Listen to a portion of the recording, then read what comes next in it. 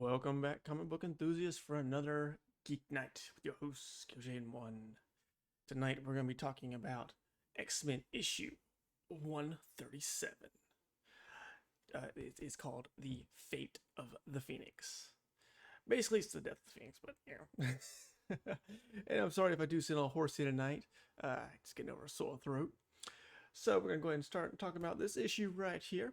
In this issue, it is basically a continuation of the Dark Phoenix saga, the conclusion of it.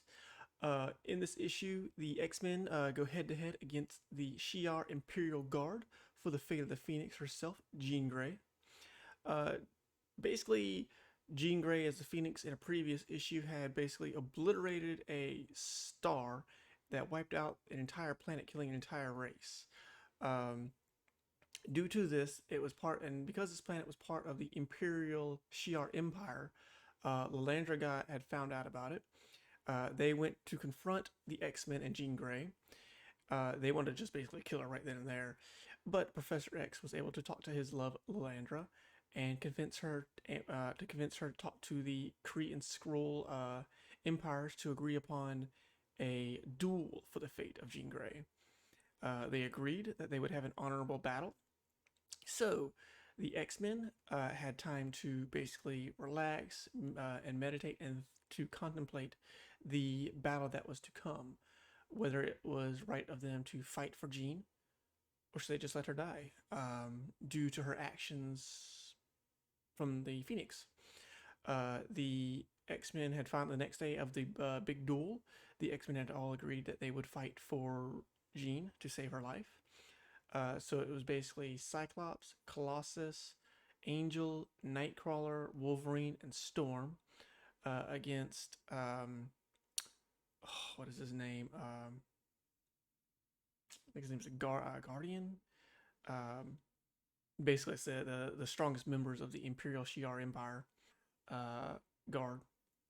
They start fighting. Angel realizes that on this planet that they are fighting upon, which is an old Kree planet that's in complete and total ruin, that he can only fly a certain height due to a protective barrier covering the battlefield. So he's limited on how high he can fly. Um, the first one's so basically Angel and Beast are taken out pretty quickly by one of the Imperial guards. Wolverine is actually knocked into Wolverine and Storm team up as they're battling. Wolverine himself is actually knocked into the Watchers. Utah. His name's kind of weird. He gets knocked into the Watchers tower that's actually on the planet. Storm is knocked out. Wolverine, kind of after being knocked out a little bit, wakes up and looks around and realizes that he's in the Watcher's tower, and the Watcher kind of like, yeah, dude, get the fuck out. And basically kicks his ass out the tower, where he's promptly knocked out also into unconscious by one of the Imperial guards. Um, Colossus goes head to head with, oh, man, I can't think of his name right now. It'll hit me later. Let's see if it's actually on here. I can tell you. Gladiator, that's it, Gladiator. Colossus goes head to head with Gladiator, and Gladiator just straight out bitch slaps him and puts him into commission, knocks him out of commission, leaving just Scott and Jean Grey as the last two left alive. Jean Grey herself is actually sporting her old Miss Marvel, or not Miss Marvel. Miss Wonder. It's like Miss Wonder. I'm sorry, I can't think of the name of it at this second. Uh, is running her costume, her older X-Men costume, as you can see right here on the page. She, her and Scott go head to head with them, just an all-out battle with them. Eventually, the Phoenix arises after seeing Scott get his ass kicked, also, causing Lalandra to order the destruction of Earth, the solar system, even the galaxy. It wouldn't matter as long as it's to stop the Phoenix from coming back and basically obliterating everyone. Thankfully, Professor X is able to telepathically talk to the X-Men and say, "Hey guys, we gotta stop her before she kills all of us." Unfortunately, they all agree to do it. They hate it, the fact they're gonna have to kill her, but they all agree. Um, Colossus and Wolverine team up and do their fireball special, but reverse. Usually, it would be Colossus throwing Wolverine at an object. Now it's Wolverine throwing Colossus at Jean Grey. He's able to straight out hit her as hard as he can and knocks her senses back in. So Jean Grey comes back to take control. She runs off. Scott follows. Um, Scott confronts Jean Grey, and she's like, "I have to. It has to end. It has to end. It cannot keep going." So she actually activates an old Kree um, cannon, a laser cannon, and activates it and just obliterates herself with it. With her last words, calling out to Scott, and of course, Scott's devastated by seeing the fact of his loved one incinerated in front of his eyes. Uh, Putting the end to the Phoenix. Um, and of course, all the X-Men mourn. Xavier mourns for his loss, and the Ranger mourns for him, knowing that he had to tell them to basically kill her. And that actually comes to the conclusion of the Dark Phoenix saga with Jean's death. Um, some little Easter eggs in there. The planet they're actually fighting on appears in a earlier issue of the Fantastic Four. The Inhumans themselves eventually use the planet they're fighting on as their new home world. Um, and actually, it is also a planet that Apocalypse uses as one of his moon bases. So that's kind of some little Easter eggs they pop in there. Also in the issue, the original version of this that didn't make it a publication was when the X-Men were defeated, they weren't supposed to be just knocked unconscious. They were actually supposed to be teleported back to the ship. And that the writers themselves had contemplated about whether they should kill Phoenix, but they had finally decided that it was, for the actions of what she did, it made sense for them to kill her off. So that made release, even though there was a very big debate about that. So on this issue itself, this is a double size. Usually, double sizes are done for anniversary editions, but because of the complexity of this story, they decided to do this one as a double issue. This one right here itself, that I have a copy of, was graded as an 8.5, just due to some minor marks on it. You can barely see them, but there's slight creases in certain parts, so it caused the grade to drop down to an 8.5. See, on this one itself, you can see right here on the back. It's actually kind of cool. If these older comics are, you used to always see these on comic books, prizes or cash for different things you could sign up for. This issue itself came out in 1980. This is a newsstand edition as well. As you can see, some of the more funner parts of this, like this Marvel comic, could be worth $2,500. There was a contest going on that would make it worth, there's a little contest going on that would make it worth that much. I believe this one still has, this one is intact. It is, so that voucher is still in here. And let's see if there's anything else a little special about this one I can find at this moment. Yep, like I said, it's a newsstand edition, as you can see right here. It's got the newsstand print. A direct edition would have the Spider-Man logo on it right there. And this actually is, like I said, if you watched the animated series, there were some differences between what takes place in this and the animated series.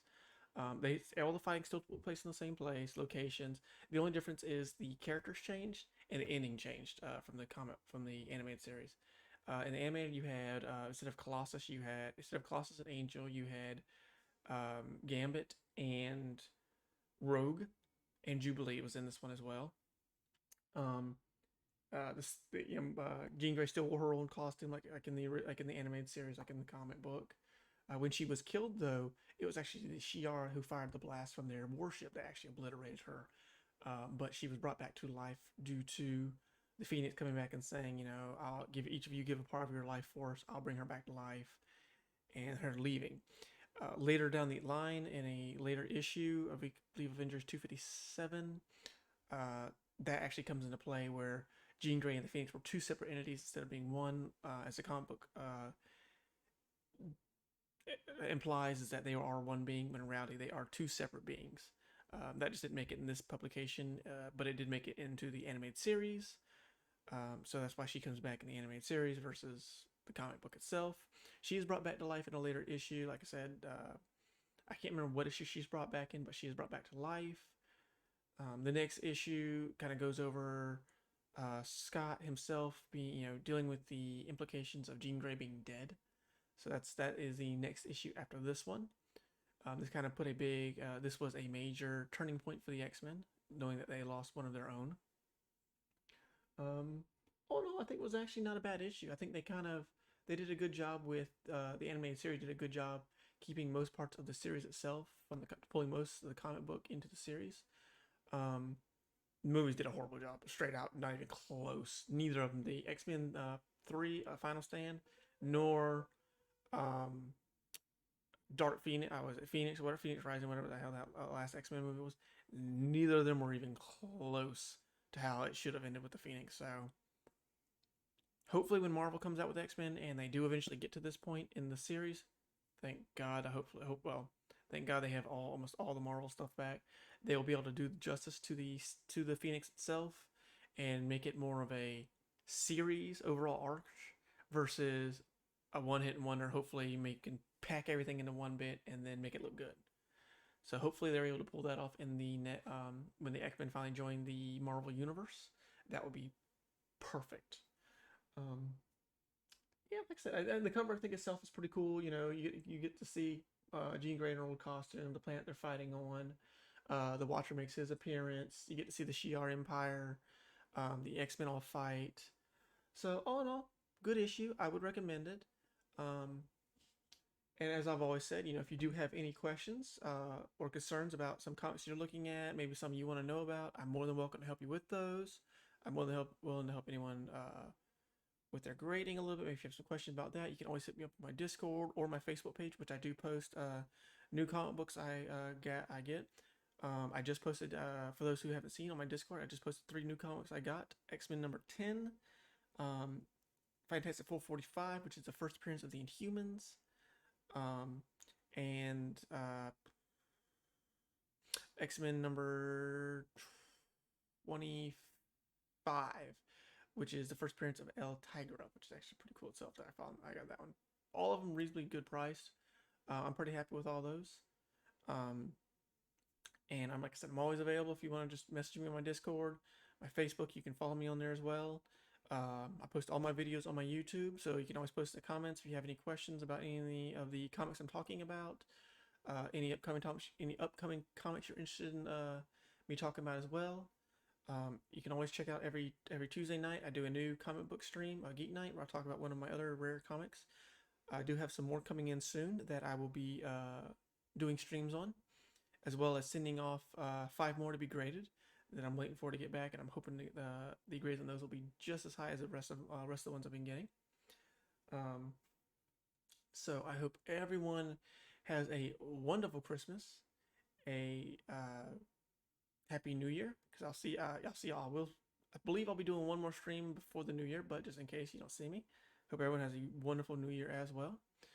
And as always, have a good one, y'all. I will see y'all next time. Take it easy.